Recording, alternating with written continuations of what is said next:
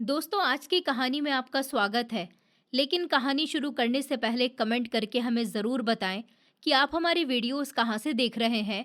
और हाँ, वीडियो को लाइक करें और चैनल को सब्सक्राइब करना ना भूलें।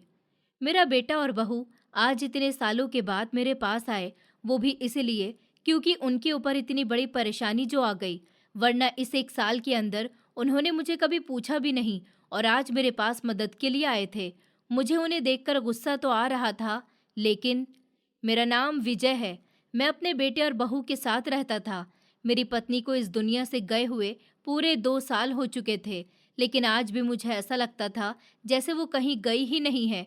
जैसे अभी दरवाज़ा खुलेगा और वो मुस्कुराती हुई मेरे सामने आ जाएगी। उसके जाने के बाद मेरी ज़िंदगी पूरी तरह बदल गई थी।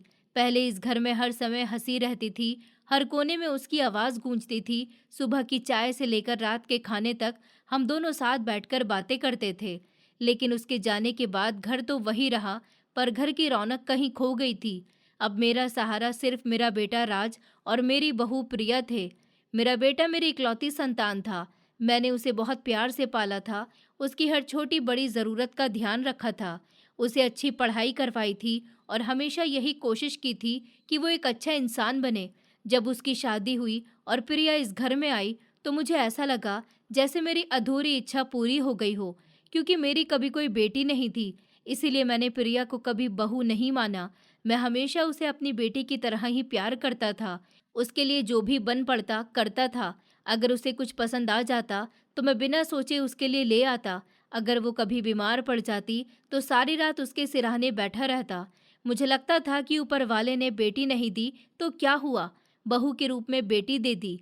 प्रिया भी शुरू शुरू में मेरा बहुत ध्यान रखती थी। समय पर दवा देती, खाना बनाकर पूछती कि पिताजी, आपको और कुछ चाहिए क्या। उसकी बातें सुनकर मुझे अपनी बेटी होने का एहसास होता था और मैं मन ही मन बहुत खुश होता था। एक दिन की बात है, वो दोनों बाहर हॉल में बैठे आपस में हंस हंस कर बातें कर रहे थे। उनकी हंसी की आवाज़ मेरे कमरे तक आ रही थी। मैं अपने कमरे में अकेला बैठा था। तभी मेरी नज़र सामने दीवार पर लगी अपनी पत्नी की तस्वीर पर पड़ी। मैं काफ़ी देर तक उस तस्वीर को देखता रहा। उसके चेहरे की मुस्कान आज भी बिल्कुल वैसे ही थी जैसे उसके जीते जी हुआ करती थी। तस्वीर को देखते ही मेरी पुरानी यादें एक एक करके मेरी आंखों के सामने आने लगी। मुझे वो दिन याद आने लगे जब हम दोनों शाम को छत पर बैठकर चाय पिया करते थे, जब वो मेरी पसंद का खाना बनाकर मेरा इंतज़ार करती थी, जब मैं ऑफिस से थककर घर आता था तो वो मुस्कुराकर मेरा स्वागत किया करती थी। मुझे वो दिन भी याद आया जब राज छोटा था और हम दोनों मिलकर उसे स्कूल छोड़ने जाया करते थे। हमारी छोटी सी दुनिया थी जिसमें बहुत सुकून था, लेकिन किस्मत को शायद हमारी खुशी मंजूर नहीं थी और एक दिन वो मुझे हमेशा हमेशा के लिए अकेला छोड़कर चली गई। उसकी तस्वीर को देखते देखते मेरी आंखों से अपने आप आंसू निकलने लगे। मैंने धीरे से तस्वीर को हाथ लगाया और मन ही मन कहा, देखो, आज भी तुम्हारी बहुत याद आती है। तुम्हारे बिना ये घर कितना सूना हो गया। काश तुम आज मेरे साथ होती। तभी कमरे का दरवाज़ा धीरे से खुला और मेरा बेटा राज अंदर आया। उसने मुझे आंसू पोंछते हुए देख लिया, लेकिन उसने कुछ नहीं कहा। वो मेरे पास आकर बैठ गया और बोला, पिताजी, मुझे आपसे एक ज़रूरी बात करनी है। उसकी आवाज़ सुनकर मैंने अपने आंसू छिपाए और उसकी तरफ देखने लगा। उसने थोड़ा रुककर कहा, पिताजी, आप जानते हैं कि मेरी नौकरी दूसरे इलाके में है और रोज़ इतनी दूर से आना जाना मेरे लिए बहुत मुश्किल हो जाता है। इसलिए कंपनी ने मुझे वहीं एक फ़्लैट दिया है। फ़्लैट बहुत बड़ा नहीं है, लेकिन रहने लायक है। मैं और प्रिया सोच रहे हैं कि अब वहीं शिफ्ट हो जाएं। उसकी बात सुनकर मैं कुछ पल के लिए चुप हो गया।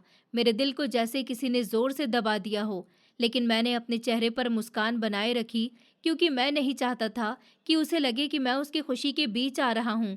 फिर उसने आगे कहा, पिताजी, हम आपको भी अपने साथ ले जाना चाहते थे, लेकिन फ्लैट बहुत छोटा है, उसमें सिर्फ 2 कमरे हैं। अगर हम तीनों साथ रहेंगे तो आपको भी परेशानी होगी और हमें भी।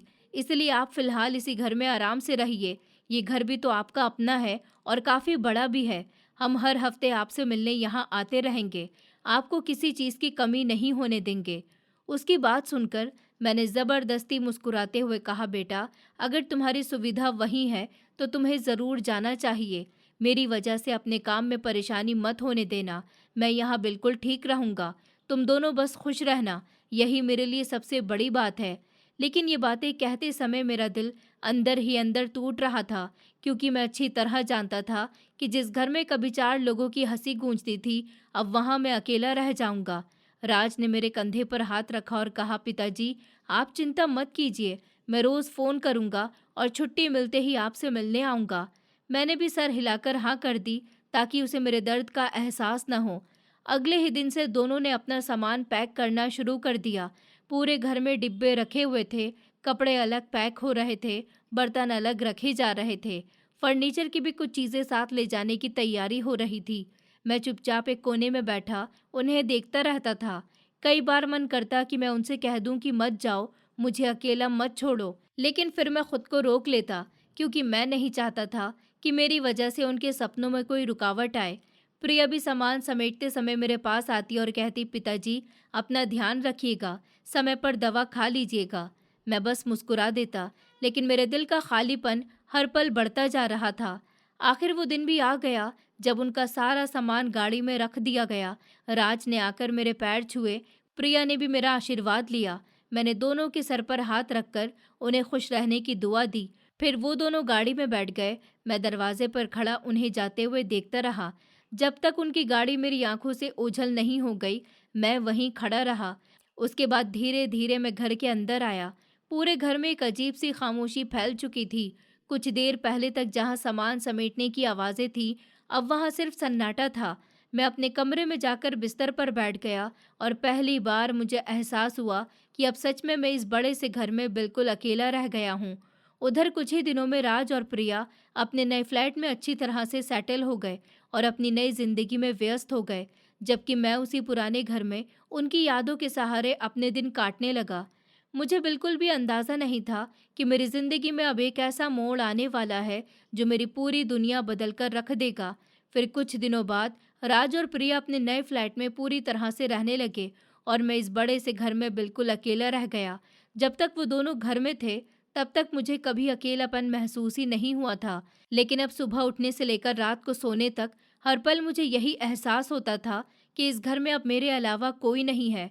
पहले सुबह उठते ही बहू की आवाज़ सुनाई देती थी, बेटा ऑफिस जाने की तैयारी करता था, घर में चाय की खुशबू फैल जाती थी और किसी न किसी बात पर हंसी भी सुनाई देती रहती थी।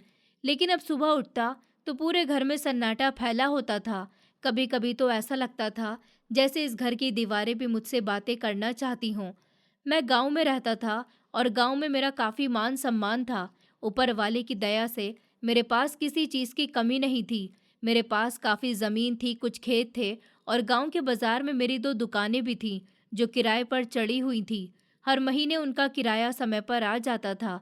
उसी से मेरा आराम से खर्चा चल जाता था। मुझे कभी पैसों की चिंता नहीं करनी पड़ी। लेकिन एक बात मैंने अपनी ज़िंदगी में अच्छी तरह समझ ली थी कि इंसान के पास चाहे कितना भी पैसा क्यों ना हो, अगर उसके पास अपने लोग ना हों, तो वो दौलत किसी काम की नहीं होती। मेरा घर बड़ा था, कमरे भी बहुत थे, लेकिन उन कमरों में अब सिर्फ खामोशी रहती थी। कई बार मैं पूरे घर में बिना किसी काम के घूमता रहता था। कभी अपनी पत्नी का कमरा देखता, कभी बेटे का कमरा खोलकर बैठ जाता। वहाँ रखी हुई चीज़ों को देखकर पुरानी यादें ताज़ा हो जाती, फिर चुपचाप वापस अपने कमरे में आ जाता। धीरे धीरे मेरा किसी काम में मन लगना ही बंद हो गया था। पहले मैं अपने खेतों पर भी चला जाता था, दुकानों का हाल भी पूछ लेता था, लेकिन अब वो सब करने का भी मन नहीं करता था। सुबह उठकर बस जैसे तैसे चाय बनाता, थोड़ा बहुत खा लेता और फिर घर के किसी कोने में बैठकर सोचता रहता। कभी पत्नी की याद आती, तो कभी बेटे की बचपन की बातें याद आने लगती। कई बार आंखों से अपने आप आंसू निकल आते, लेकिन उन्हें पूछने वाला भी कोई नहीं था। कभी कभी मन बहुत ज़्यादा घबराता, तो मैं घर के बाहर आकर कुर्सी डालकर बैठ जाता और सड़क पर आते जाते लोगों को देखता रहता। गांव के लोग मुझे नमस्ते करते, हालचाल पूछते और अपने अपने काम पर चले जाते। शाम होते ही फिर वही सन्नाटा मेरे साथ घर के अंदर लौट आता। एक दिन मैं हमेशा की तरह अपने घर के बाहर कुर्सी पर बैठा हुआ था। धूप हल्की थी और मैं बिना किसी से कुछ बोले चुपचाप सामने सड़क की तरफ देख रहा था। तभी मोहल्ले का एक लड़का राहुल मेरी तरफ आता हुआ दिखाई दिया। राहुल मेरे बहुत पुराने दोस्त का बेटा था। बचपन से ही उसे देखता आ रहा था, इसलिए वो मुझे अपने बेटे जैसा ही लगता था। राहुल बहुत ही अच्छा लड़का था, बड़ों का सम्मान करता था, सबसे प्यार से बात करता था और पूरे मोहल्ले में उसकी बहुत तारीफ होती थी। जैसे ही वो मेरे पास आया, उसने मुस्कुराकर कहा, चाचा जी नमस्ते, कैसे हैं आप? मैंने भी मुस्कुराने की कोशिश करते हुए कहा, खुश रहो बेटा, मैं बिल्कुल ठीक हूँ। वो मेरी बगल वाली कुर्सी पर बैठ गया और कुछ पल तक मुझे ध्यान से देखता रहा। फिर बोला, चाचा जी, आप आज कुछ ज़्यादा ही उदास लग रहे हैं, सब ठीक तो है ना? मैंने पहले तो बात टालने की कोशिश की और कहा कि नहीं बेटा, ऐसी कोई बात नहीं है, सब ठीक है। लेकिन उसने फिर प्यार से कहा, चाचा जी, मैं आपको अपने बचपन से देख रहा हूँ, आप आज जैसे पहले कभी नहीं लगे। अगर दिल में कोई बात है तो मुझे बताइए, शायद मैं आपकी थोड़ी मदद कर सकूं। उसकी बात सुनकर मेरा दिल भर आया। मैंने धीरे से कहा, बेटा क्या बताऊं, बस अब इस घर में अकेला रहता हूँ, इसलिए मन कहीं नहीं लगता। पूरा दिन कैसे निकल जाता है मुझे खुद पता नहीं चलता। कभी कभी तो ऐसा लगता है कि किसी से दो बातें करने वाला भी कोई नहीं बचा। राहुल ने मेरी बात बहुत ध्यान से सुनी, फिर मुस्कुराकर बोला, अरे चाचा जी, आप इतनी सी बात को लेकर इतना क्यों सोचते हैं? अकेले बैठने से तो इंसान और ज़्यादा दुखी हो जाता है। आप ऐसा कीजिए, कल से मेरे साथ चलिए। मैं रोज़ सुबह जल्दी उठकर टहलने जाता हूँ, उसके बाद योगा क्लास भी जाता हूँ। अगर आप भी मेरे साथ चलेंगे तो आपका शरीर भी स्वस्थ रहेगा और मन भी लगा रहेगा। हम दोनों रास्ते भर बातें भी करेंगे, आपका समय भी अच्छे से निकल जाएगा। उसकी बातें सुनकर मुझे थोड़ा अच्छा लगा, लेकिन मैंने कहा, बेटा अब इस उम्र में मुझसे ये सब कहाँ हो पाएगा? तो वो हंसकर बोला, चाचा जी, उम्र तो सिर्फ एक नंबर है। जब तक इंसान चल फिर सकता है, तब तक उसे खुद को घर में बंद नहीं करना चाहिए। आप बस एक बार मेरे साथ चलिए, फिर देखिए आपको कितना अच्छा लगेगा। उसने फिर कहा, और चाचा जी, अगर कभी आपको खाने की भी परेशानी हो तो उसकी भी बिल्कुल चिंता मत कीजिए। मैं तो यहीं पास में रहता हूँ, मेरी दो बहनें हैं, वो बहुत ही अच्छा खाना बनाती हैं। मैं रोज़ आपके लिए घर से खाना ले आया करूँगा। आपको किसी बात की चिंता करने की ज़रूरत नहीं है।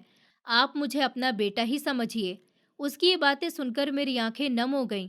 आज के समय में जहाँ अपने लोग भी समय नहीं निकाल पाते, वहाँ एक पड़ोस का लड़का मेरे लिए इतनी चिंता कर रहा था।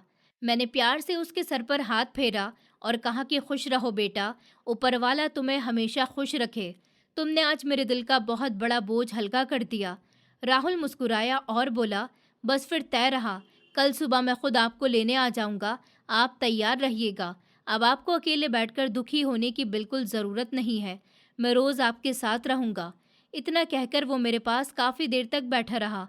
हम दोनों ने पुरानी बातें की, गांव के लोगों की बातें की और बहुत देर तक हंसते रहे। काफ़ी दिनों के बाद मेरे चेहरे पर सच्ची मुस्कान आई थी। फिर शाम होने लगी तो राहुल उठकर बोला, अच्छा चाचा जी, अब मैं चलता हूँ, कल सुबह जल्दी मिलते हैं। इतना कहकर वो अपने घर की तरफ चला गया और मैं उसे जाते हुए देखता रहा।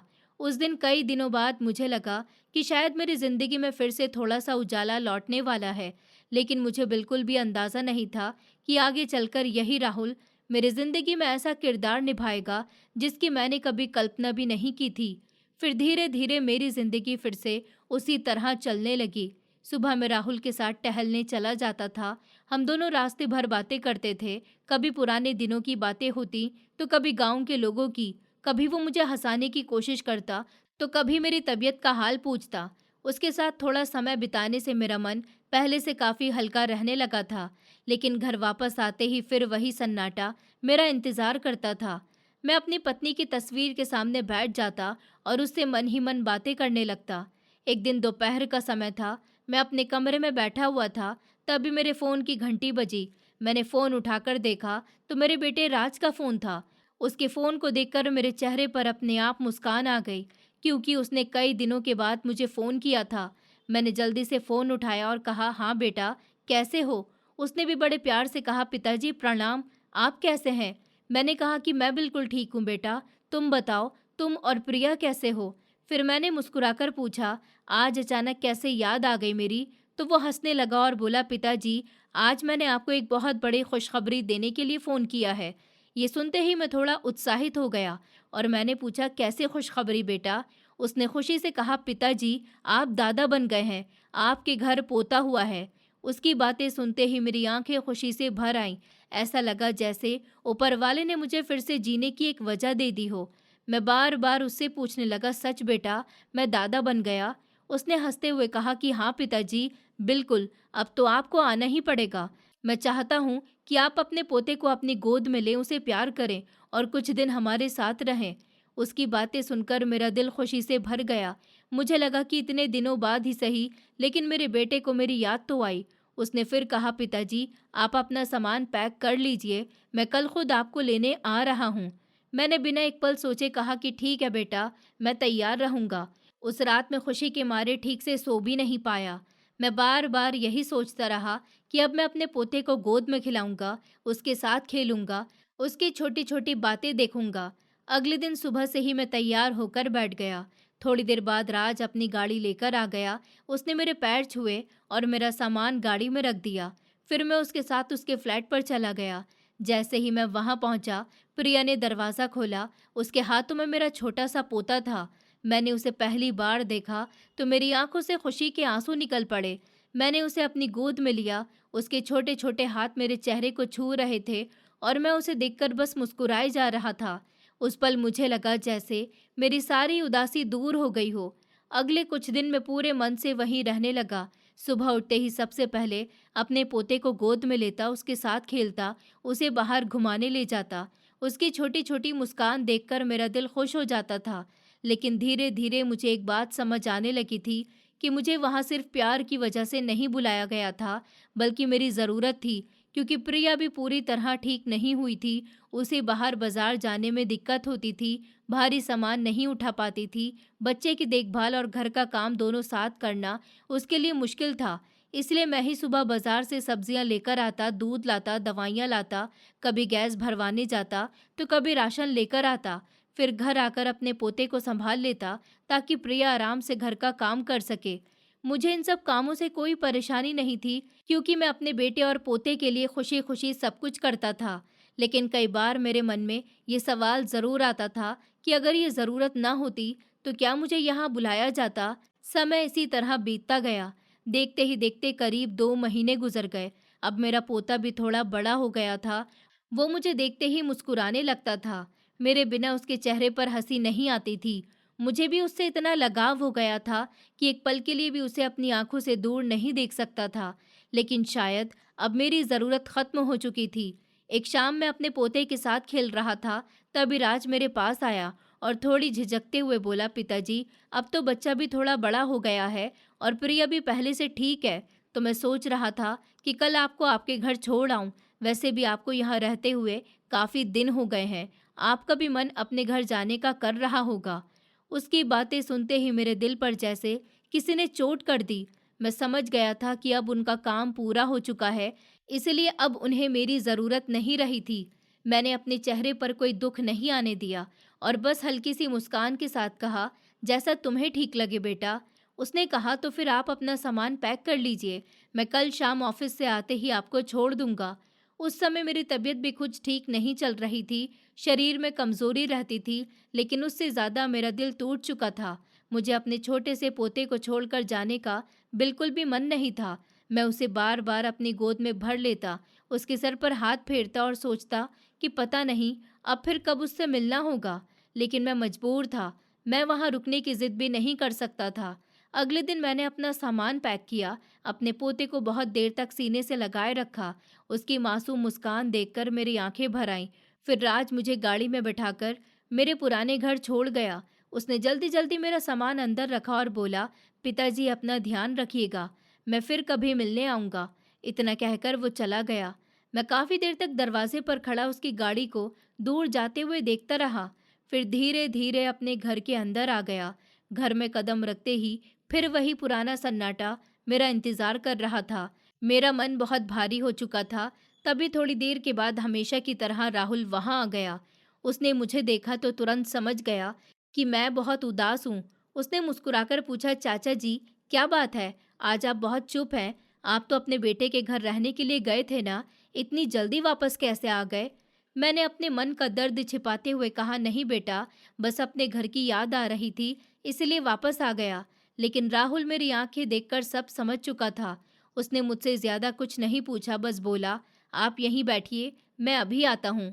वो तुरंत अपने घर गया और कुछ ही देर के बाद अपने हाथ में गर्मा गर्म खाना लेकर वापस आ गया। उसने मेरे सामने थाली रखी और बोला, चाचा जी, पहले खाना खाइए, आपने शायद ठीक से खाना भी नहीं खाया होगा। मैंने कहा बेटा, मेरा मन नहीं है, लेकिन उसने प्यार से मेरा हाथ पकड़ा और बोला, अगर आप मुझे अपना बेटा मानते हैं तो बिना कुछ कहे खाना खाइए, मैं आपके सामने बैठा हूँ। उसने अपने हाथों से मुझे खाना परोसा और जब तक मैंने खाना खत्म नहीं किया तब तक वो वहीं बैठा रहा। फिर उसने मुस्कुराकर कहा, चाचा जी, आप बिल्कुल भी परेशान मत होइए, जब तक मैं इस मोहल्ले में हूँ आपको कभी अकेला महसूस नहीं होने दूंगा। मैं हमेशा आपके साथ हूँ। उसकी ये बातें सुनकर मेरी आंखों से आंसू बह निकले, क्योंकि उस दिन मुझे पहली बार महसूस हुआ कि कई बार खून के रिश्तों से भी बढ़कर दिल के रिश्ते होते हैं। फिर धीरे धीरे जिंदगी एक बार फिर पहले की तरह चलने लगी। मैं सुबह जल्दी उठता, अपने घर का थोड़ा बहुत काम करता, फिर राहुल के साथ सैर पर निकल जाता। उसके बाद घर लौटकर चाय पीता और पूरा दिन जैसे तैसे काट देता। लेकिन अब मैंने अपने दिल को समझा लिया था कि जिस बेटे के लिए मैंने पूरी जिंदगी मेहनत की, जिस बेटे की हर खुशी के लिए अपनी खुशियां कुर्बान कर दी, अगर आज उसी के पास अपने बूढ़े बाप के लिए समय नहीं है, तो मुझे भी बार बार उसके बारे में सोचकर खुद को तकलीफ नहीं देनी चाहिए। मैंने मन ही मन फैसला कर लिया था कि अब मैं उसके पीछे नहीं भागूंगा, न बार बार उसे फ़ोन करूंगा, न उससे शिकायत करूंगा और ना ही उससे किसी उम्मीद से बैठा रहूंगा। अब जैसी मेरी ज़िंदगी है, मैं उसे वैसे ही जीने की कोशिश करूंगा। लेकिन इंसान का दिल भी कितना अजीब होता है, चाहे लाख समझा लो, फिर भी अपने बच्चों के लिए धड़कना नहीं छोड़ता है। मैं भी कई बार खुद को रोक नहीं पाता था। दिन में 2-3 बार अपना फ़ोन उठाकर देखता कि शायद राज का फ़ोन आया हो, शायद उसने मेरा हाल-चाल पूछने के लिए कॉल की हो, शायद उसने बस इतना ही पूछा हो कि पिताजी आप कैसे हैं? लेकिन हर बार फ़ोन की स्क्रीन खाली ही मिलती, कोई मिस्ड कॉल नहीं, कोई संदेश नहीं, कुछ भी नहीं। तब मेरा दिल बहुत दुखी हो जाता। मैं फ़ोन को धीरे से वापस रख देता और मन ही मन यही सोचता कि शायद वो अपने काम में बहुत व्यस्त होगा। लेकिन फिर अंदर से एक आवाज़ आती कि अगर इंसान सच में किसी की फ़िक्र करे तो 2 मिनट निकाल कर एक फ़ोन तो कर ही सकता है। कई बार रात को सोते समय मेरी आंखें भर आती थी। मैं अपनी पत्नी की तस्वीर की तरफ देखकर कहता कि देखो, आज हमारा बेटा कितना बदल गया है। जिसे हमने इतने प्यार से बड़ा किया, आज उसके पास अपने बूढ़े बाप के लिए 2 मिनट भी नहीं है। फिर मैं खुद ही अपने आंसू पोंछ लेता, क्योंकि अब रोने से भी क्या बदलने वाला था। समय धीरे धीरे आगे बढ़ता रहा। एक दिन सुबह हमेशा की तरह मैं और राहुल सैर पर निकले हुए थे। मौसम बहुत अच्छा था, हल्की ठंडी हवा चल रही थी। रास्ते के दोनों तरफ पेड़ थे जिन पर चिड़िया चहचहा रही थी। हम दोनों धीरे धीरे चलते हुए बातें कर रहे थे। तभी मैंने देखा कि राहुल आज कुछ ज्यादा ही चुप था। उसके चेहरे पर हल्की सी चिंता साफ दिखाई दे रही थी। मैंने उससे पूछा कि क्या बात है बेटा, आज इतने चुप क्यों हो? सब ठीक तो है ना? उसने पहले मुस्कुराकर बात टालने की कोशिश की, लेकिन फिर कुछ देर बाद बोला, चाचा जी, बस जिंदगी की कुछ जिम्मेदारियां हैं जिनके बारे में सोचकर कभी कभी मन परेशान हो जाता है। मैंने कहा, खुलकर बताओ बेटा, शायद मैं तुम्हारी कोई मदद कर सकूं। तब उसने धीरे धीरे अपनी बात बतानी शुरू की। उसने कहा, चाचा जी, मैं काफ़ी समय से सोच रहा हूँ कि अब नौकरी छोड़कर अपना छोटा सा बिजनेस शुरू करूँ। अगर अपना काम होगा तो कमाई भी अच्छी होगी और भविष्य भी सुरक्षित रहेगा। लेकिन सबसे बड़ी परेशानी पैसों की है। मेरे पास इतना पैसा नहीं है कि मैं अपना काम शुरू कर सकूं। फिर उसने थोड़ा रुककर कहा, आप तो जानते ही हैं, मेरी 2 छोटी बहनें हैं, दोनों अभी घर पर हैं। मेरी सबसे बड़ी जिम्मेदारी उनकी शादी है। मैं चाहता हूं कि पहले दोनों की शादी अच्छे घर में हो जाए, उसके बाद ही मैं अपने बारे में सोचूंगा। मैंने उससे पूछा, और तुम्हारी शादी के बारे में क्या सोचा है? तो वो हल्का सा मुस्कुराया और बोला, चाचा जी, मेरे लिए भी एक रिश्ता आया था। लड़की बहुत अच्छी थी, उसका परिवार भी अच्छा था, लेकिन मैंने साफ मना कर दिया, क्योंकि जब तक मेरी दोनों बहनों की जिम्मेदारी पूरी नहीं हो जाती, तब तक मैं शादी के बारे में सोच भी नहीं सकता।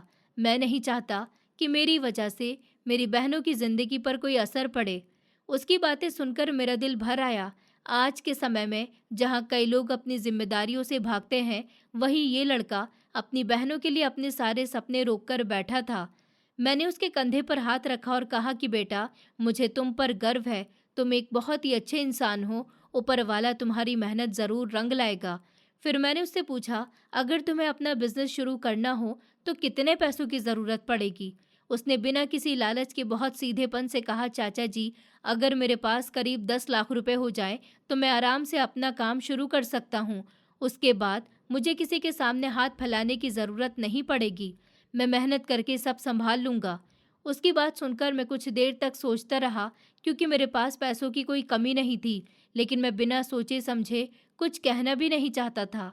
मैंने सिर्फ इतना कहा, बेटा, तुम बिल्कुल चिंता मत करो, ऊपर वाले पर भरोसा रखो, मेहनत करने वालों का साथ वो हमेशा देता है, कुछ न कुछ अच्छा ज़रूर होगा।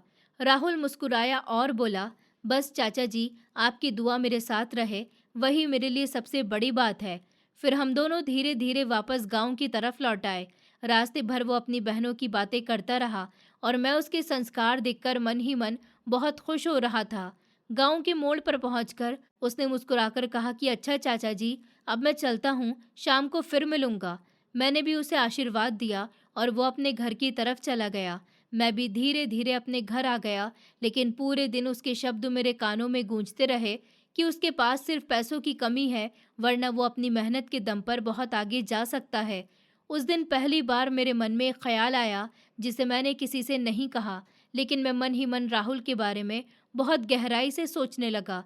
उस दिन राहुल के जाने के बाद मैं काफ़ी देर तक अपने कमरे में बैठा यही सोचता रहा कि आखिर मैं किस बात का इंतज़ार कर रहा हूँ।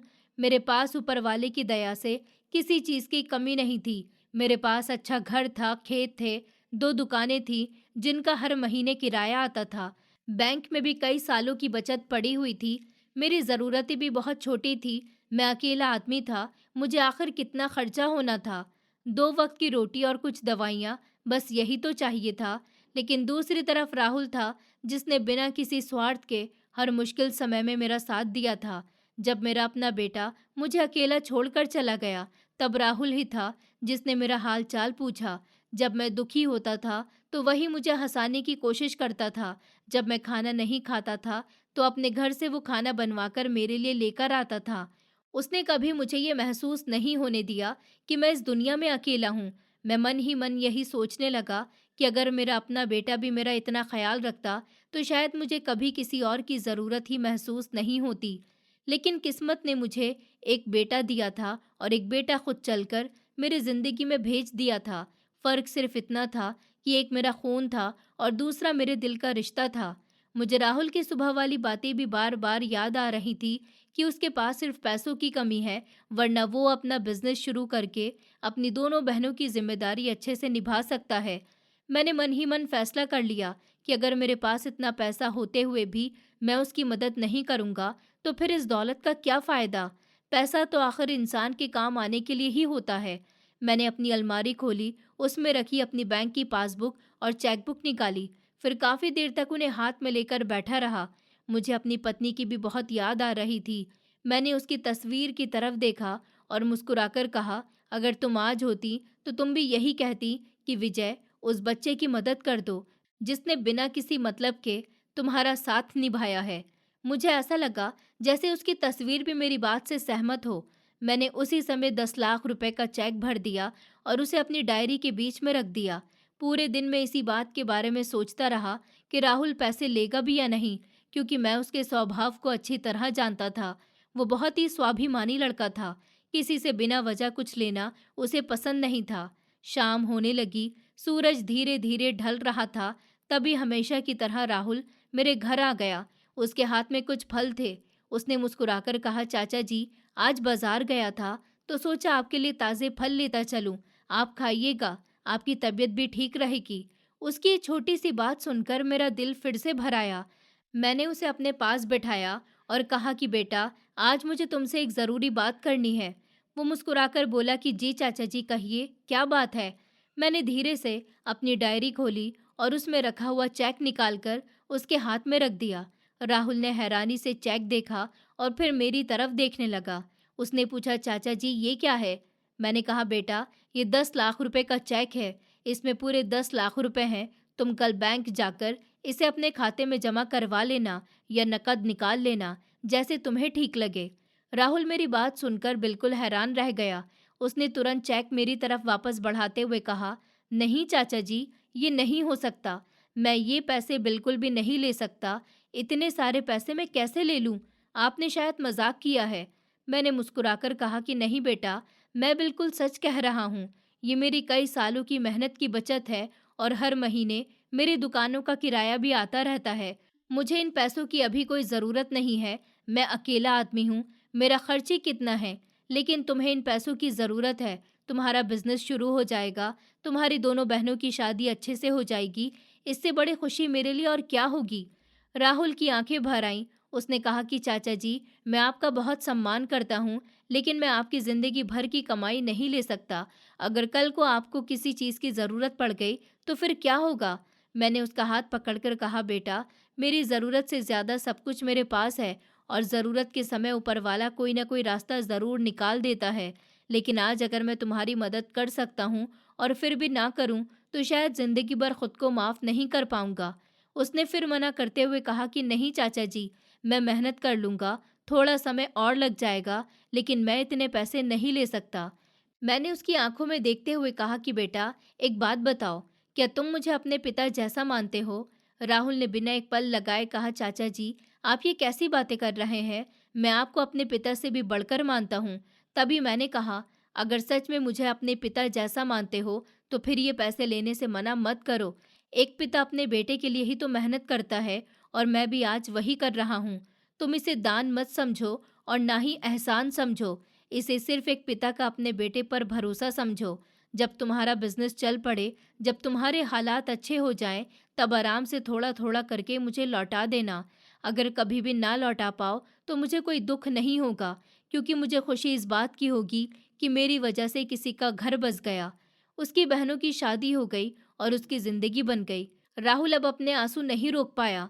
उसने मेरे पैर पकड़ लिए और रोते हुए बोला कि चाचा जी, आज तक मेरे अपने रिश्तेदारों ने भी मेरे लिए इतना नहीं सोचा जितना आपने सोच लिया। मैं जिंदगी भर आपका ये एहसान नहीं भूलूंगा।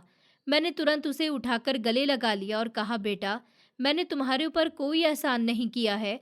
तुमने भी तो इतने दिनों से बिना किसी मतलब के मेरा साथ दिया है।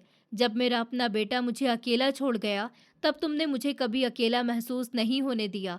आज अगर मैं तुम्हारे काम आ रहा हूँ, तो इसमें एहसान जैसी कोई बात नहीं है। आखिर रिश्ते सिर्फ खून से नहीं, दिल से भी बनते हैं। काफी देर तक हम दोनों की आंखें नम रहीं। फिर राहुल ने कांपते हाथों से वो चेक अपने पास रख लिया और बोला, चाचा जी, मैं वादा करता हूँ, मैं इन पैसों की एक एक पाई मेहनत से सही जगह लगाऊंगा। आपका सर कभी झुकने नहीं दूंगा और जैसे ही मेरा काम चल पड़ेगा, मैं आपको आपका पैसा ज़रूर वापस कर दूंगा। मैंने मुस्कुराकर उसके सर पर हाथ रखा और कहा कि मुझे तुम पर पूरा भरोसा है बेटा, ऊपर वाला तुम्हारी मेहनत ज़रूर रंग लाएगा। राहुल ने एक बार फिर मेरे पैर छुए, मेरा धन्यवाद किया और खुशी और भावुकता से भरी आंखों के साथ अपने घर की तरफ चला गया। जबकि मैं दरवाजे पर खड़ा उसे जाता हुआ देख रहा था और उस दिन बहुत समय के बाद मेरे दिल को एक अजीब सा सुकून महसूस हो रहा था, जैसे मैंने अपनी दौलत नहीं बल्कि किसी अपने के भविष्य में भरोसा लगाया हो। उस रात राहुल के जाने के बाद मैं अपने कमरे में काफ़ी देर तक बैठा रहा। मेरी नज़र फिर से मेरी पत्नी की तस्वीर पर चली गई और मन ही मन उससे बातें करने लगा। मेरे दिल में बार बार एक ही ख्याल आ रहा था कि काश मेरा अपना बेटा भी राहुल के जैसा होता। अगर राज ने भी मुझे इतना ही प्यार और सम्मान दिया होता, तो शायद आज मुझे इस उम्र में अकेलेपन का दर्द कभी महसूस ही नहीं होता। मैंने अपनी पूरी जिंदगी अपने बेटे के लिए लगा दी थी। उसकी हर छोटी बड़ी खुशी का ध्यान रखा था, उसे अच्छी पढ़ाई करवाई, उसे कभी किसी चीज़ की कमी नहीं होने दी। लेकिन जब मुझे उसकी सबसे ज़्यादा ज़रूरत थी, तब उसने मुझे अपने जीवन में सिर्फ एक जिम्मेदारी समझ लिया था। उसे मेरे अकेलेपन से कोई मतलब नहीं था, उसे मेरी तबीयत की चिंता नहीं थी। उसे बस तब मेरी याद आती थी जब उसे मेरी कभी ज़रूरत होती थी। कभी बच्चे की देखभाल करवानी होती तो मुझे बुला लेता, कभी बाजार का सामान उठवाना होता तो मुझे याद कर लेता, और जब उसका काम पूरा हो जाता तो बड़े प्यार से कह देता कि पिताजी, अब आपको अपने घर छोड़ आता हूँ। ये बात याद करके मेरा दिल बहुत दुखता था। लेकिन फिर मेरी नज़र राहुल की तरफ चली जाती और मेरे मुंह पर हल्की सी मुस्कान आ जाती।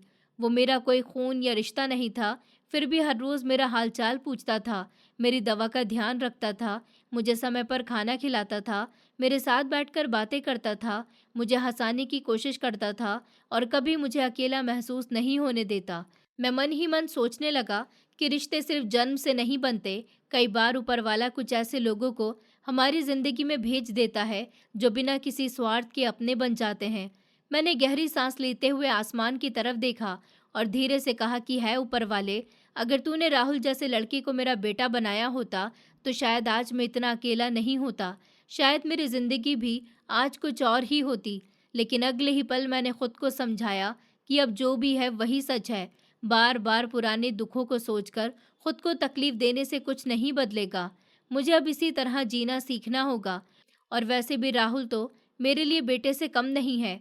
अगर मेरा अपना बेटा मेरा नहीं बन सका तो क्या हुआ, ऊपर वाले ने किसी और के बेटे को मेरे लिए भेज दिया। यही सोचकर मेरे दिल को थोड़ा सुकून मिला।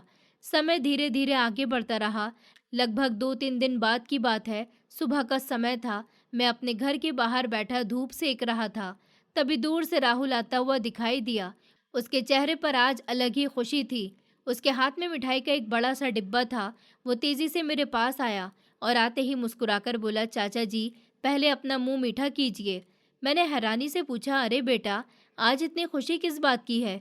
उसने तुरंत मिठाई का डब्बा खोला और मेरे हाथ में एक लड्डू रखते हुए बोला, चाचा जी, आपकी दुआ और ऊपर वाले की कृपा से मैंने अपना डेयरी फार्म शुरू कर दिया है और ऊपर वाले की दया से शुरुआती बहुत अच्छी हुई है।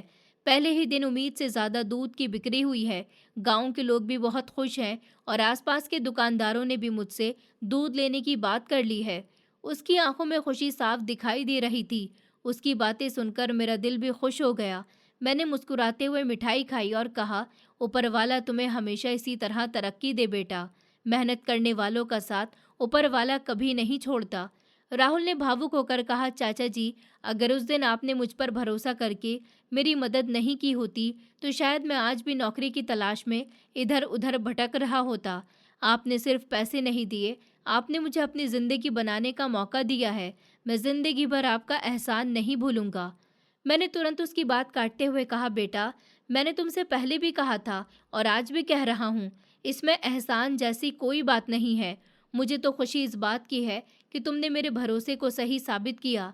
राहुल फिर बोला, चाचा जी, मैं चाहता हूँ कि जैसे ही मेरा काम थोड़ा और आगे बढ़ेगा, मैं सबसे पहले आपके पूरे पैसे आपको वापस कर दूंगा। मैं आपकी एक एक पाई लौटाऊंगा। उसकी बात सुनकर मैं हल्का सा हंस पड़ा और उसके कंधे पर हाथ रखकर बोला, अरे पागल लड़के, इतनी जल्दी किस बात की है? अभी तो तुम्हें अपना काम शुरू किए हुए कुछ ही दिन हुए हैं। अभी से पैसे लौटाने की चिंता क्यों कर रहे हो? पहले अपने कारोबार को अच्छी तरह खड़ा करो, उसे आगे बढ़ाओ, अपनी मेहनत पर ध्यान दो, अपनी बहनों के भविष्य के बारे में सोचो। जब तुम्हारा काम पूरी तरह से संभल जाए, जब तुम्हारे पास आराम से पैसे आ जाएं, तब कभी फुर्सत से लौटा देना। मुझे किसी बात की जल्दी नहीं है। मेरे पास खाने पहनने की कोई कमी नहीं है। लेकिन अगर तुम अभी जल्दी जल्दी पैसे लौटाने लगोगे तो तुम्हारे काम पर असर पड़ेगा और मैं ऐसा बिल्कुल भी नहीं चाहता। राहुल मेरी बातें सुनकर भावुक हो गया। उसने कहा, चाचा जी, सच कहूँ तो मुझे अपने पिता की कमी हमेशा महसूस होती थी, लेकिन आज मुझे लगता है कि ऊपर वाले ने वो कमी भी पूरी कर दी है। मैंने मुस्कुराकर उसके सर पर हाथ फेरा और कहा, और मुझे भी लगता है कि ऊपर वाले ने मेरी जिंदगी के इस अकेलेपन में तुम्हें भेजकर मुझ पर बहुत बड़ा एहसान किया है। तुम हमेशा ऐसे ही खुश रहो, यही मेरी दुआ है। राहुल ने झुककर मेरे पैर छुए, फिर कुछ देर तक मेरे पास बैठा रहा। हम दोनों ने डेयरी फार्म के बारे में बातें की। उसने मुझे बताया कि उसने कितनी भैंसें खरीदी हैं, कैसे सुबह 4 बजे उठकर खुद सारा काम करता है और कैसे वो चाहता है कि धीरे धीरे अपने कारोबार को इतना बड़ा बना दे कि उसकी दोनों बहनों की शादी अच्छे घर में कर सके। उसकी मेहनत और उसके सपने सुनकर मेरे दिल में उसके लिए सम्मान और भी बढ़ गया और उस दिन पहली बार मुझे ऐसा महसूस हुआ कि शायद ऊपर वाले ने मेरे जीवन में राहुल को किसी खास वजह से भेजा है। देखते ही देखते दिन गुजरते चले गए और दिन कब महीनों में बदल गए मुझे खुद भी पता नहीं चला। समय अपनी रफ्तार से चलता रहा, लेकिन इस पूरे समय में ना तो मेरे बेटे राज का एक भी फ़ोन आया और ना ही मैंने उसे खुद फ़ोन करने की कोशिश की। पहले पहले मैं रोज़ अपना फ़ोन उठाकर देखता था कि शायद उसका कोई फ़ोन आया हो, शायद उसे अपने बूढ़े बाप की याद आई हो, लेकिन अब धीरे धीरे मैंने वो उम्मीद भी छोड़ दी थी। सच कहूँ तो अब मुझे इस बात से फ़र्क पड़ना भी बंद हो चुका था। मैंने अपने दिल को समझा लिया था कि जिस इंसान को मेरी ज़रूरत ही महसूस नहीं होती, उसके पीछे बार बार अपना दिल दुखाने का कोई मतलब नहीं है। अब मैंने अपने अकेलेपन से दोस्ती कर ली थी, लेकिन ऊपर वाले ने शायद मेरे अकेलेपन को पूरी तरह ख़त्म करने के लिए राहुल को मेरी ज़िंदगी में भेजा था। अब राहुल लगभग हर रोज़ मेरे घर आता था, कभी सुबह जल्दी आकर मुझे सैर के लिए बुला लेता, तो कभी शाम को मेरे साथ बैठकर चाय पीता। उसकी आदत बन गई थी कि जब तक वो मेरा हाल चाल न पूछ ले, उसे चैन नहीं आता था। उसकी माँ भी अक्सर मेरे लिए घर से ताज़ा खाना बनाकर भेज देती थी और राहुल खुद अपने हाथों से वो खाना मेरे सामने रखकर कहता कि चाचा जी, पहले खाना खाइए, फिर बाकी बातें बाद में करेंगे। कई बार मैं मना भी करता कि बेटा, मैं खुद बना लूँगा, तुम्हें रोज़-रोज़ तकलीफ़ करने की ज़रूरत नहीं है। लेकिन वो मुस्कुराकर कहता कि चाचा जी, अगर आप मुझे अपना बेटा मानते हैं, तो फिर ये बातें मत किया कीजिए। मुझे खुशी मिलती है आपकी सेवा करके। उसकी ये बातें सुनकर मेरा दिल भर आता था। अब मेरी ज़िंदगी का एक नियम बन चुका था, सुबह राहुल के साथ सैर पर जाना, दिन में थोड़ा आराम करना, शाम को उसके साथ बैठकर बातें करना और रात को चैन से सो जाना। अब मुझे पहले जैसा अकेलापन महसूस नहीं होता था, क्योंकि मुझे पता था कि अगर मैं एक बार भी राहुल को आवाज़ दूंगा, तो वो दौड़ा-दौड़ा चला आएगा। एक दिन सुबह की बात थी, राहुल हमेशा की तरह मेरे घर आया, लेकिन आज उसके चेहरे पर अलग ही चमक थी। उसकी आंखों में खुशी साफ दिखाई दे रही थी, जैसे कोई बहुत बड़ी बात हुई हो। उसने आते ही मेरे पैर छुए और मुस्कुराते हुए बोला, चाचा जी, आज मैं आपको एक बहुत अच्छी खबर देने आया हूँ। मैंने भी मुस्कुराकर पूछा, क्या बात है बेटा? आज तो बहुत खुश लग रहे हो। उसने खुशी से कहा, चाचा जी, मैंने अपनी बड़ी बहन का रिश्ता पक्का कर दिया है। अगले महीने उसकी शादी है। उसकी बात सुनकर मुझे बहुत खुशी हुई। मैंने तुरंत उसे गले लगा दिया और कहा, ऊपर वाले का लाख लाख शुक्र है बेटा, तुम्हारी मेहनत रंग ला रही है। अब तुम्हारी एक जिम्मेदारी पूरी होने जा रही है। राहुल की आंखें खुशी से भर आईं। फिर उसने धीरे से कहा, चाचा जी, मैं आपसे एक और बात कहना चाहता हूँ। मैंने कहा, हाँ बेटा बोलो। उसने थोड़ा झिझकते हुए कहा, मेरे पिताजी तो अब इस दुनिया में नहीं हैं और आपने पिछले कई महीनों से मुझे जिस तरह अपने बेटे की तरह प्यार दिया है, मेरे हर सुख दुख में साथ खड़े रहे हैं, इसलिए मेरी एक दिल से इच्छा है कि मेरी बहन का कन्यादान आप अपने हाथों से करें, क्योंकि मेरे लिए आप ही मेरे पिताजी जैसे हैं। उसकी ये बातें सुनते ही मेरी आंखें नम हो गईं। मैं कुछ पल तक उसे देखता ही रह गया। मेरे गले से आवाज़ ही नहीं निकल रही थी। मैंने कभी सपने में भी नहीं सोचा था कि कोई मुझे इतना सम्मान देगा। मैंने कांपते हुए हाथों से उसके सर पर हाथ रखा और कहा कि बेटा, आज तुमने मुझे दुनिया की सबसे बड़ी खुशी दे दी। अगर तुम्हें सच में लगता है कि मैं इस लायक हूँ, तो ये सौभाग्य मैं ज़रूर निभाऊंगा। राहुल मुस्कुराने लगा और बोला, चाचा जी, अब आपको मेरे घर चलना होगा। मैं चाहता हूँ कि आप सबसे मिलें और शादी की सारी तैयारियां भी देखें। मैं उसके साथ उसके घर गया। जैसे ही मैं वहां पहुंचा, उसकी माँ ने बड़े सम्मान से मेरा स्वागत किया और कहा कि भाई साहब, राहुल आपके बारे में रोज इतनी बातें करता है कि अब तो आप हमारे अपने ही लगते हैं। उनकी बातें सुनकर मुझे बहुत अपनापन महसूस हुआ। थोड़ी देर बाद राहुल अपनी दोनों बहनों को भी मेरे पास लेकर आया। दोनों लड़कियां बहुत ही संस्कारी और प्यारी थी। उन्होंने आते ही मेरे पैर छुए और मुस्कुराकर बोला, चाचा जी नमस्ते, आप हमारे घर पहली बार आए हैं, आज आपको कहीं जाने नहीं देंगे। पहले हमारे साथ खाना खाइए, फिर जाइए। मैं उनकी बातें सुनकर मुस्कुरा दिया। दोनों बहनें सच में मुझे अपने चाचा की तरह मान रही थी। कोई मेरे लिए पानी लेकर आई, तो कोई चाय बना लाई। कोई पूछ रही थी कि चाचा जी, आपको मिठाई पसंद है या नमकीन, और कोई बार बार कह रही थी कि खाना थोड़ा और लीजिए। मुझे ऐसा लग रहा था जैसे मैं किसी गैर के घर नहीं, बल्कि अपने ही परिवार के बीच बैठा हूँ। इतना अपनापन मुझे बहुत समय के बाद महसूस हुआ था। फिर धीरे धीरे शादी की तैयारियां शुरू हो गईं। पूरे घर में खुशी का माहौल था। हर तरफ हंसी गूंज रही थी। कोई कपड़े खरीदने जा रहा था, कोई गहनों की बात कर रहा था, कोई मेहमानों की सूची बना रहा था। राहुल हर छोटी बड़ी बात मुझसे पूछता था और कहता कि चाचा जी, आप जैसा कहेंगे वैसा ही होगा। शादी वाला दिन भी आ गया। पूरा घर रंग बिरंगी लाइटों से सजा हुआ था। आंगन में सुंदर मंडप बनाया गया था। रिश्तेदारों की भी भीड़ लगी हुई थी, ढोल बज रहे थे और हर तरफ खुशियों का माहौल था। मैं भी नए कपड़े पहनकर तैयार हुआ। जब पंडित जी ने कन्यादान के लिए लड़की के पिता को बुलाया, तो राहुल ने सबके सामने मेरा हाथ पकड़कर कहा, पंडित जी, आज मेरी बहन का कन्यादान मेरे चाचा जी करेंगे, क्योंकि मेरे लिए यही मेरे पिताजी हैं। उसकी ये बात सुनकर वहां मौजूद कई लोगों की आंखें नम हो गईं। मैं धीरे धीरे मंडप में गया और कांपते हाथों से राहुल की बहन का कन्यादान किया। उस पल मुझे ऐसा लगा जैसे ऊपर वाले ने मेरी जिंदगी का एक बहुत बड़ा खालीपन भर दिया हो। मेरी आंखों से खुशी के आंसू लगातार बह रहे थे, लेकिन आज ये आंसू दुख के नहीं, बल्कि गर्व और खुशी के थे। शादी बहुत अच्छे से संपन्न हुई। सभी लोग खुश थे। दूल्हा दुल्हन ने मेरा आशीर्वाद लिया और राहुल की बहन ने मेरे पैर छूकर कहा, चाचा जी नहीं, अब से आप मेरे भी पिताजी जैसे हैं। आपकी दुआ हमेशा मेरे साथ रहेगी। उसकी बात सुनकर मैंने उसे दिल से आशीर्वाद दिया और उस दिन पहली बार मुझे महसूस हुआ कि खून के रिश्ते टूट सकते हैं, लेकिन दिल से बने रिश्ते जिंदगी भर साथ निभाते हैं। और उस रात जब मैं अपने घर वापस लौटा तो मेरे चेहरे पर एक ऐसी मुस्कान थी जो शायद कई सालों बाद लौट कर आई थी। अब राहुल की एक बहन की भी शादी हो चुकी थी और घर में सिर्फ राहुल और उसकी छोटी बहन ही रहते थे। लेकिन उनके घर का माहौल पहले की तरह ही खुशियों से भरा रहता था।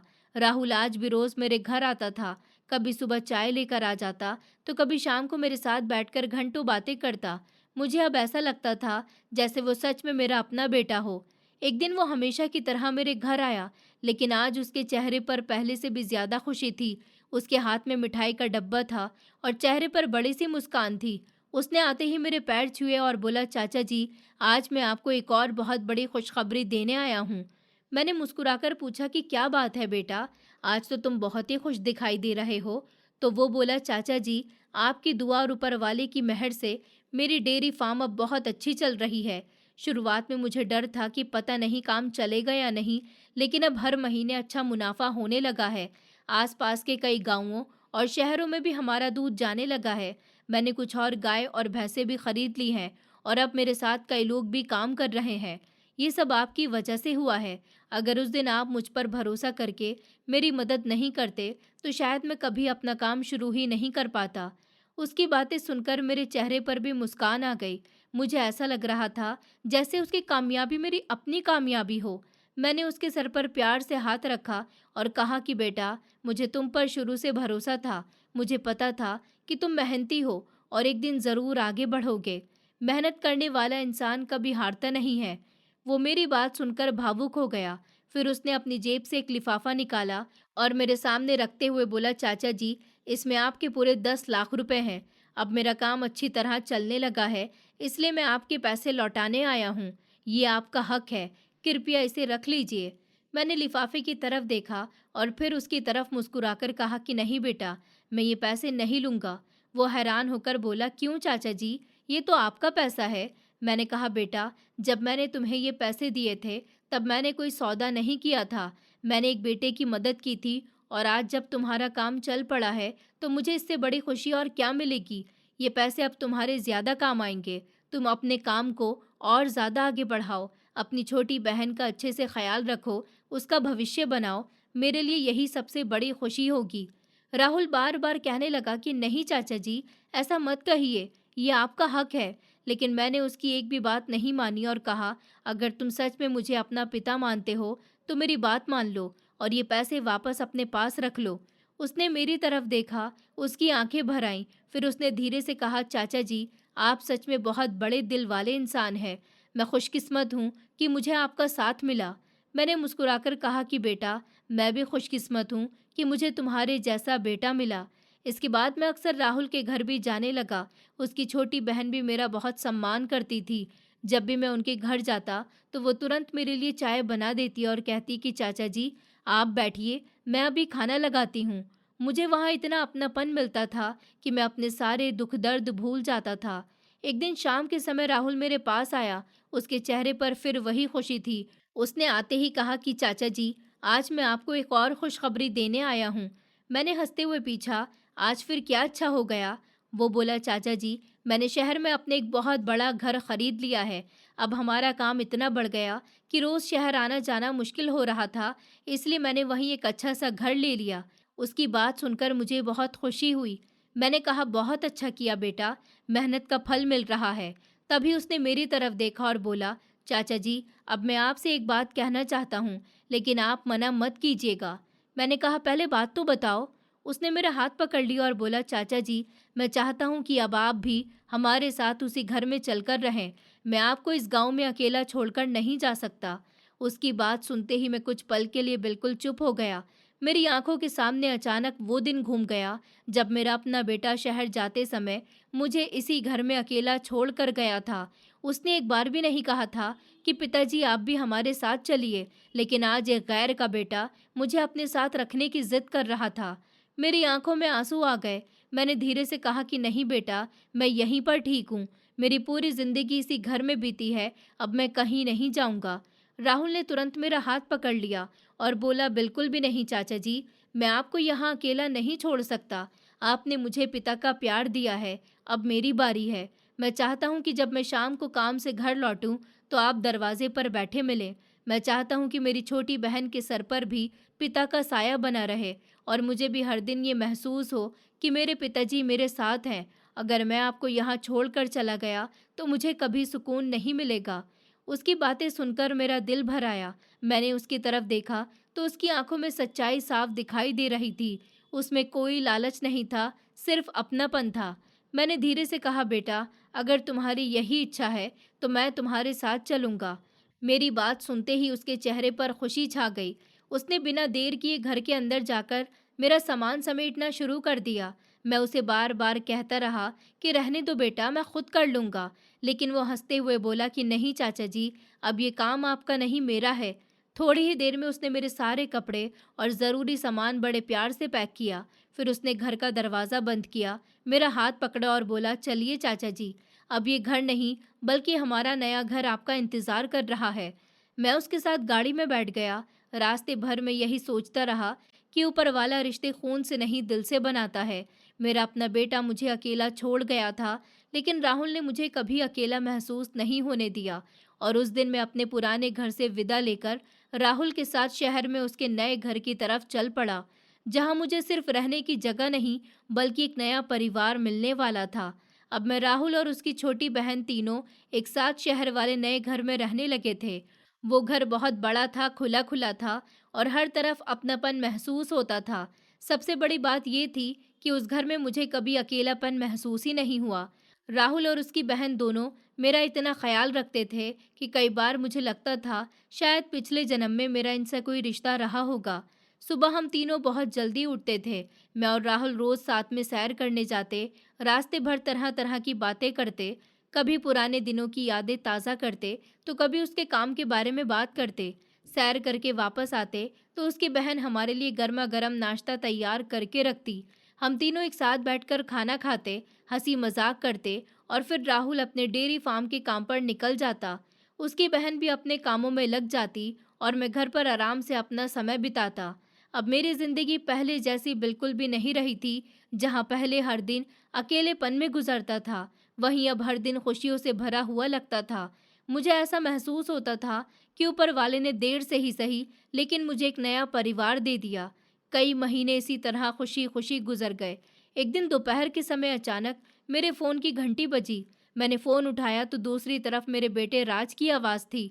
उसने धीरे से कहा, पिताजी, कैसे हैं आप? मैंने शांत आवाज़ में कहा कि मैं बिल्कुल ठीक हूँ बेटा, तुम बताओ, इतने दिनों बाद कैसे याद किया?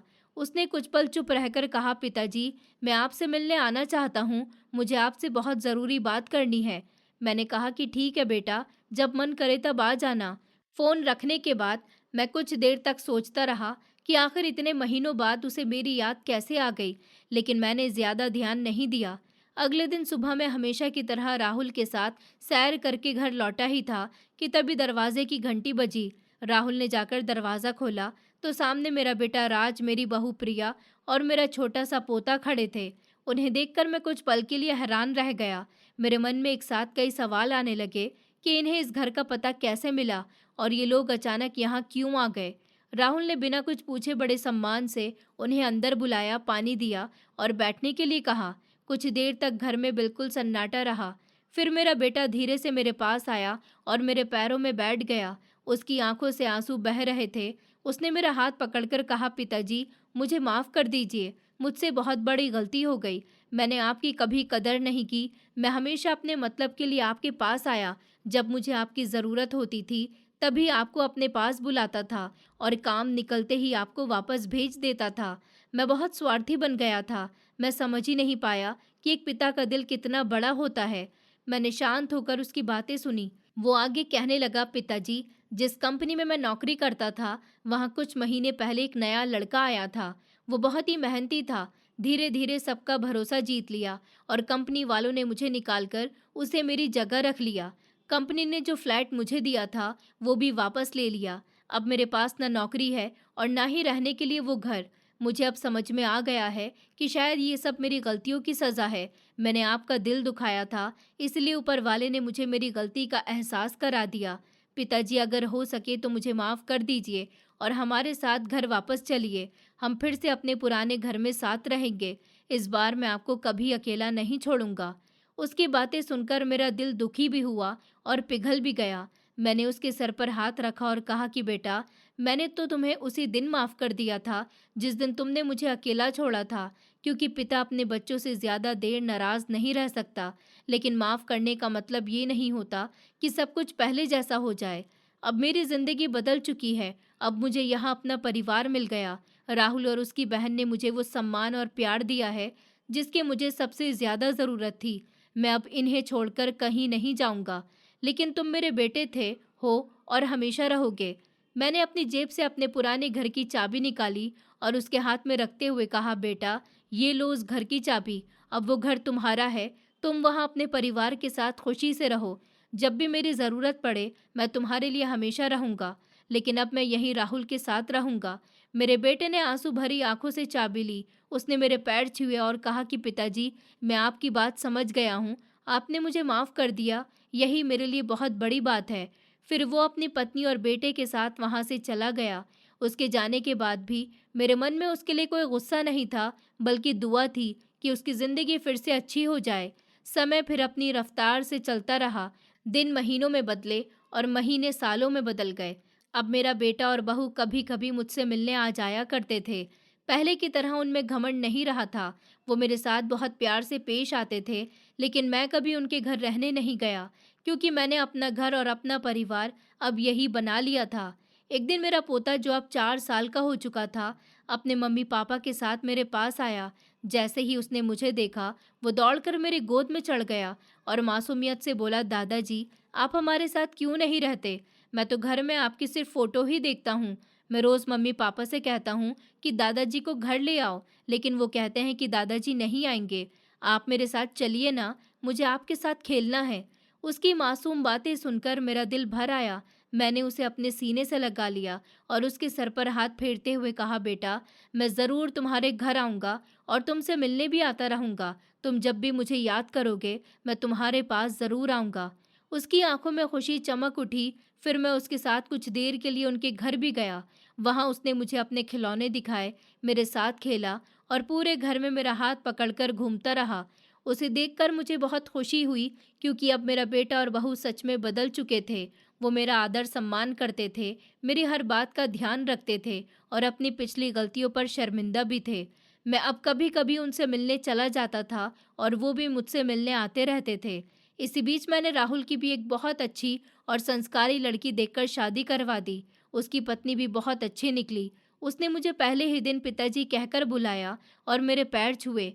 उस दिन मुझे लगा कि ऊपर वाले ने मेरी ज़िंदगी की सारी कमी पूरी कर दी है। वो भी मेरा बिल्कुल अपनी बेटी की तरह ख़्याल रखती थी।